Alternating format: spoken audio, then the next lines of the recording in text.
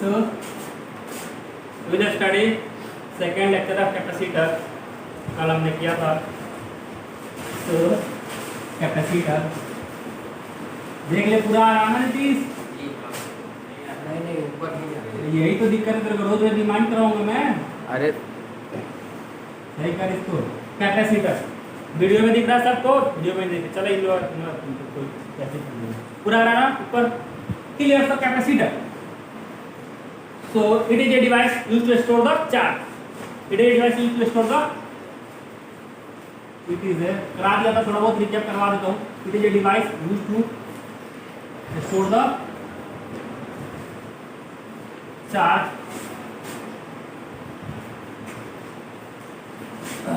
and there are three types: parallel plate and spherical. Video पहला जो देख लेना, अगर किसी को ये समझ नहीं आता उसमें बहुत चीजें बता रखी है, बेसिक चीजें वही है. Parallel plate, spherical capacitor and the third one is the cylindrical capacitor. So we will study one by one. So we will study first parallel, then spherical, then cylindrical. Let us start parallel plate capacitor. Parallel plate capacitor. So two conducting plates kept at finite temperature. Two parallel plate kept at a finite separation, then this system is called the parallel plate capacitor. तो ये बाबू parallel plate capacitor का symbol. In fact, this is the symbol for capacitor. कोई सा capacitor हो लेकिन symbol भी ऐसे ही note करते हैं.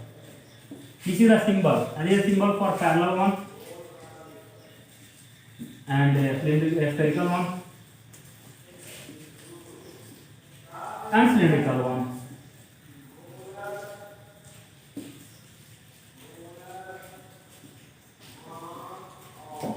क्लियर. सो सिंबल यही बाबू, और पैरेलल प्लेट भी ऐसा ही होता है, यानी पैरेलल से ही सब कुछ नोट कर देते हैं. क्लियर.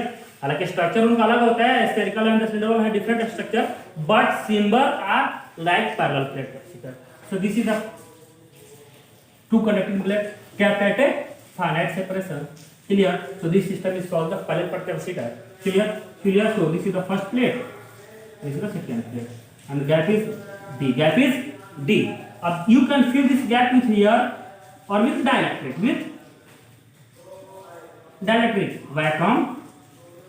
Vacuum भी हो सकता है, एयर भी हो सकता है, डायरेक्ट्रिक हो सकता है. So first we will deal with vacuum and then with dielectric. पहले vacuum को डील कर लो लेके and then we will deal with dielectric. यानी कि पहले अंदर में vacuum है, बाद में डायरेक्ट्रिक डाल के देख लेंगे. क्लियर. शुरू से वही कर रहे हैं. And A is the area. A is the area of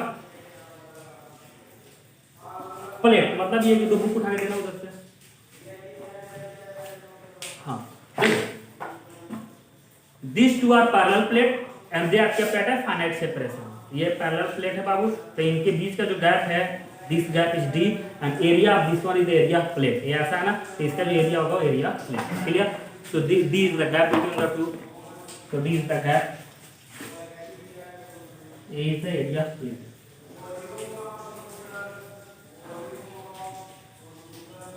So and we will take a assumption over here, and assumption is that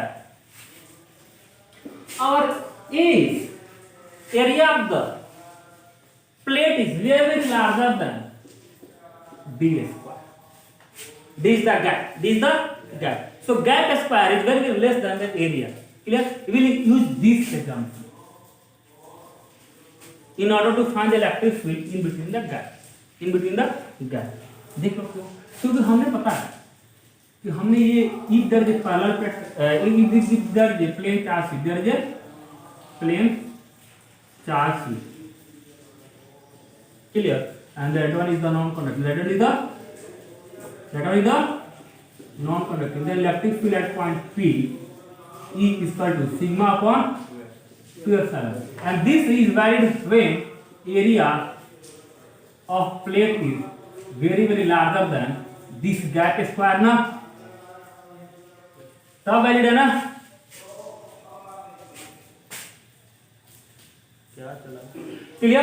So here this is a parallel capacitor and we have to find electric field in between the gap. We'll use this formula and this formula is valid only when area of the plate is very larger than the gap between the points and the plate ना. तो मान लो कि हमने point लिया तो इस point का जो गैप है ये वाला डिस्टेंस इस एरिया से क्या होना चाहिए बहुत छोटा होना चाहिए क्लियर. इसलिए we are taking this example area parallel plate capacitor is very larger than the gap square. So now find electric field. So what this is a parallel plate capacitor और चार्ज दिया. तो क्या दिया बाबू charge दिया. तो charge कहाँ होगा अंदर में होगा कि बाहर में होगा. Charge is only reside on the inner surface. चलो so this is the plate and you are giving some charge. So charge will reside on the inner surface not on the outer surface. ये बता रखा है. You can watch the video. तो मान लो कि इसको plus charge दिया तो इसको प्लस चार्ज आ जाएगा और बाबू इस पे माइनस चार्ज. कोई दिक्कत. Let us think Q is the charge of इस पे प्लस चार्ज Q है इस पे minus Q charge and this is the gap. So electric field inside the plate E inside कितना होगा बाबू कौन बताएगा. कोई पॉइंट ले लो इस पॉइंट E कितना होगा सिग्मा अपॉन 2 एप्सिलॉन. इसकी वजह से डायरेक्शन किधर होगा इधर होगा और प्लस सिग्मा अपॉन 2 एप्सिलॉन किसकी वजह से इसको से डायरेक्शन किधर होगा इधर होगा. तो टोटल क्या होगा sigma upon epsilon means E inside the gap is sigma upon epsilon and this is constant. This is independent of point यानी कि यहां पर लो यहां पर इलेक्ट्रिक फील्ड क्या होगा सेम होगा क्योंकि यहां पे टी आया है बीच में नहीं ना. Means this is independent of this and this is independent of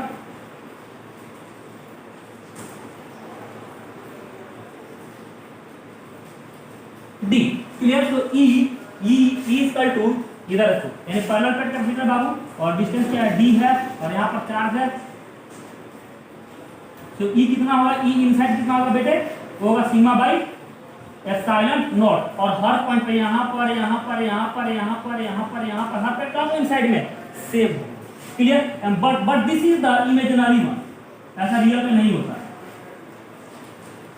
this is imaginary. Real में इलेक्ट्रिक कुछ अलग होता है. क्लियर. रियल में इलेक्ट्रिक का कुछ अलग होगा. Will discuss. क्लियर.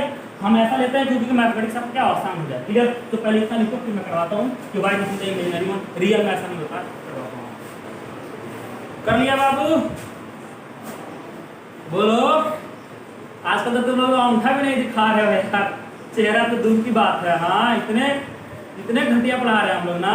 गलत बात है ये. हाँ बहुत गलत बात है. ऊपर वाला सबका हिसाब करेगा एक दिन. ठीक है.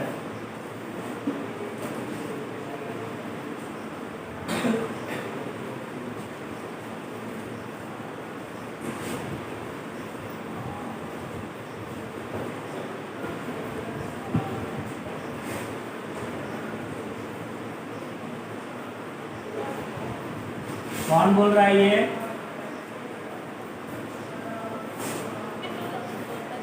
हाँ कौन है ये किसके घर में बातें हो रही है जो सब सुन रहे हैं. चुप हो गया. चलो तो बाबू क्या पढ़ रहे थे अपन अपर पढ़ रहे हैं पैरेलल प्लेट कैपेसिटर. तो बनाओ ये हो गया बाबू प्लस ये हो गया माइनस. इस पे प्लस क्यू चार्ज है इस पे माइनस क्यू चार्ज है. तो सिग्मा क्या होगा बाबू क्यू अपॉन ए. से इलेक्ट्रिकल क्या होगा यहाँ पर क्या होगा सेम होगा ए बी सी. तो electric field at point A इस पर electric field at point B इस पर electric field at point C. and that is sum E which is equal to sigma upon epsilon naught और sigma को बोले क्या वो Q upon A epsilon naught. Means यहाँ से बोलता कि electric field inside the capacitor is constant और यूनिफॉर्म भी बोल सकते हो. जैसे यूनिफॉर्म बोलना सही लगेगा उचित लगेगा. हाँ अच्छा लगेगा है ना सुंदर है. So uniform. Clear? Electric field inside the capacitor is uniform. So if you are drawing the electric field lines, so your field lines will be like this, na? This is your parallel capacitor, and charge is positive over here, and charge will be negative over here. So electric field lines will originate from positive charge and in a negative charge. And since electric field is uniform, so for uniform electric field lines should be parallel and also gap between them should be constant. So this is the uniform electric field.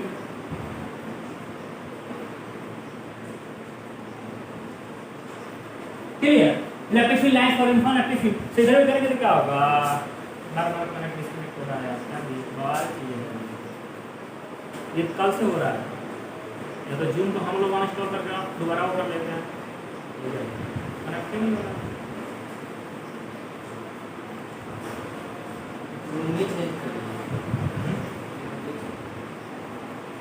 पनौती है तुम लोग तो पनौती नहीं है रे हाँ रोहन कम होता था लेकिन जब से रोहन है तब से ज़्यादा होता है कनेक्ट नहीं हो रहा डेटा क्या क्या नेट क्या क्या हर क्या नहीं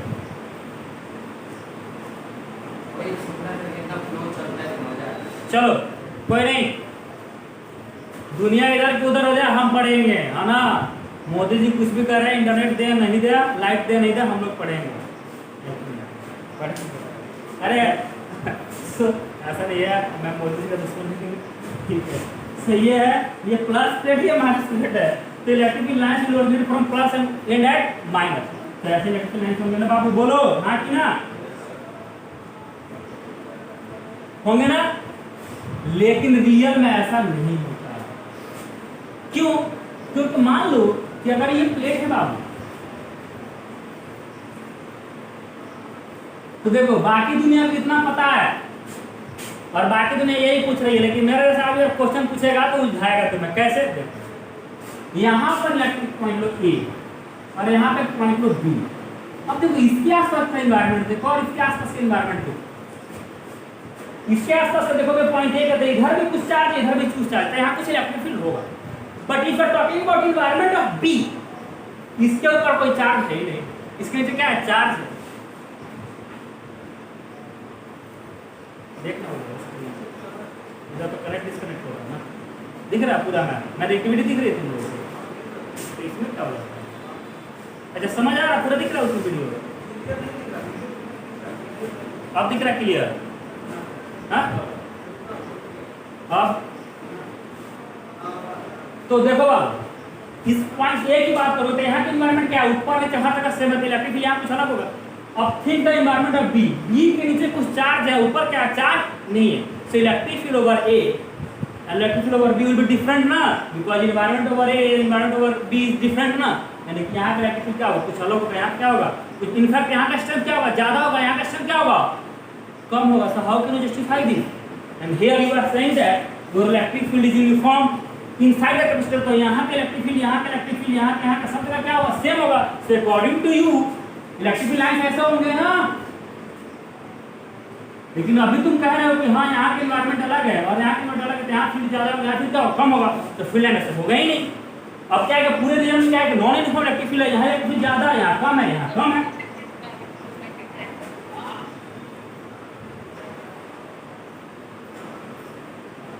उन्नीस के घर में यार क्या हो रहा है ये बात इधर आ रही है बेटे उन्नीस माइक ऑफ करो so means environment at A and environment at B is different in fact electric field at A is stronger electric field at B is weaker होगा ना अगर सोचते हो तो ये फील्ड लाइंस तो नहीं होगा और ये फील्ड लाइंस तो नहीं होगा एक्चुअल फील्ड लाइंस कैसे होगा एक्चुअल में कैसे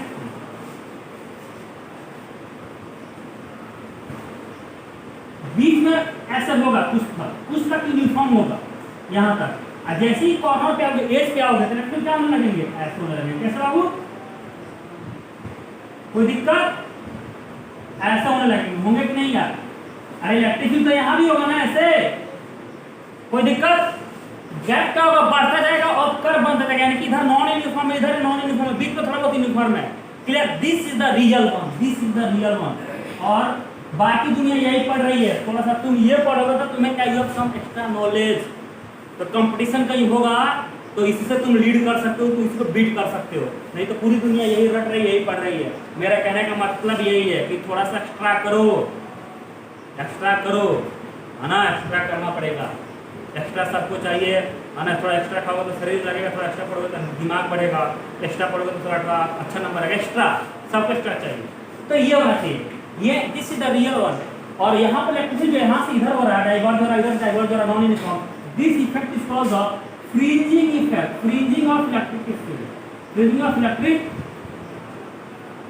फील्ड। क्लियर? और ये तुम्हारे 12th में थोड़ा बहुत दे रखा है, लेकिन कोई नहीं बताएगा, बताता भी नहीं बोर्ड पे, पेपर में भी नहीं आएगा। क्लियर? लेकिन हम क्या करेंगे बाबू, ये वाला यूज करके चलेंगे, ये यूज हम यही करेंगे, सारा कैलकुलेशन हम इसी से करेंगे, क्योंकि इसका एक्सप्रेशन अजीब सा वियर्ड आएगा, एक भी मैथमेटिक्स नहीं होना है। क्लियर? रियल लाइफ अलग चीज है और कॉपी पेन का लाइफ अलग चीज है। क्लियर? मान लो कि मैं बोल दूं कि इसका एरिया बताओ, you can easily find the area ना, अब मैं बोल रहा हूं किसका एरिया बताओ, कर सकते हो, होगा तो एरिया कि नहीं, and that will be non zero.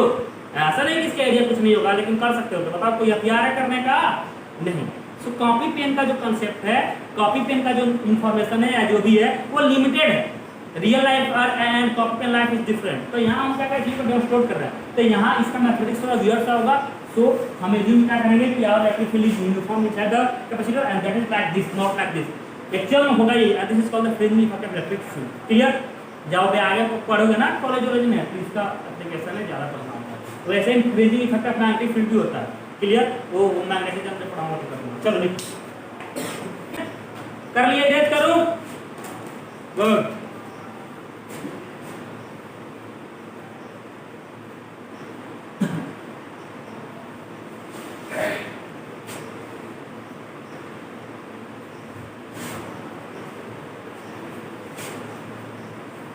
तो ये एडिट करते टाइम ये सब मत काटो, ये जो साथ में करोगे ऐसे सही लगेगा।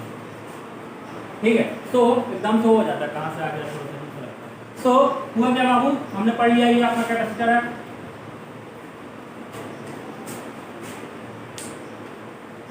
And there is a plus charge over here and there is a minus charge over here. कोई दिक्कत? Now you know your Q is directly proportional to V, so Q is equal to CV, where Q is the charge of the plate, charge on one plate, on positive plate लिख लो, and C is the capacitance, and V is the potential difference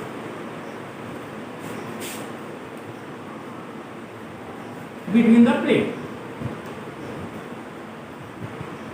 So Q is equal to CV. हमें मालूम है this depends upon shape and size and also medium and gap also, and gap also, gap को भी depend करता है। तो हमको क्या करना है कि हमको सी का मैथमेटिकल फॉर्म फाइंड करना है, to find the mathematical form of the C, how your dependency mathematical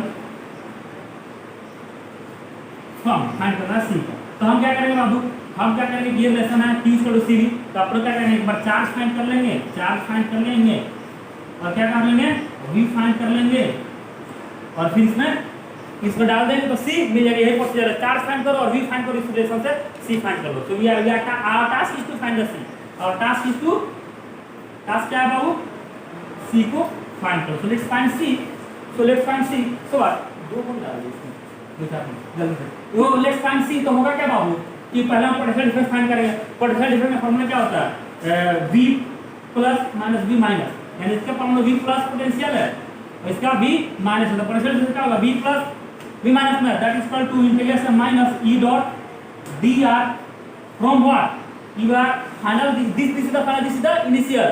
तो यानी कि इनिशियल से यहाँ हो गए, यहाँ से आओगे ना, यानी कि क्या है, मान लो कि V minus two V plus ना, यही होगा ना, यहाँ से इधर आ रहे हो ना, तभी तो फाइनल हुआ। अब देखो इलेक्ट्रिक फील्ड किधर है बेटे, इधर। अब मान लो यहाँ से तुम R ले रहे हो, R कहाँ से ले रहे हो, इधर से ले रहे हो। क्लियर? तो R इधर है और इलेक्ट्रिक फील्ड क्या है बाबू, इधर का, देयर इन कोई डायरेक्शन है, देयर इन कोई डायरेक्शन, तो एंगल कितना आएगा, यानी कि E का डायरेक्शन है इधर, R का डायरेक्शन किधर है, इधर मान लो, तब क्या होगा, देयर इन कोई डायरेक्शन, एंगल कितना आएगा 180 डिग्री ना, 1 डिग्री तो क्या होगा, यहाँ प्लस बन जाएगा। ठीक है? क्लियर? अरे प्लस हो जाएगा ना, ये रिलेशन ये सिंपल है। ठीक है? तो करोगे तो ये सिंपल से कितना हो जाएगा, ये हो जाएगा इंटीग्रेशन E dr, या ऐसा छोड़ो, ऐसे करते हैं, इसको हटाओ, तो मान लो ये ओरिजिन है, यहाँ 0 मान लो, ये पूरा डिस्टेंस d मान लो, यहाँ से डिस्टेंस क्या है बाबू d है, तो यहाँ 0 टू क्या कर देंगे हम d कर देंगे मान लो।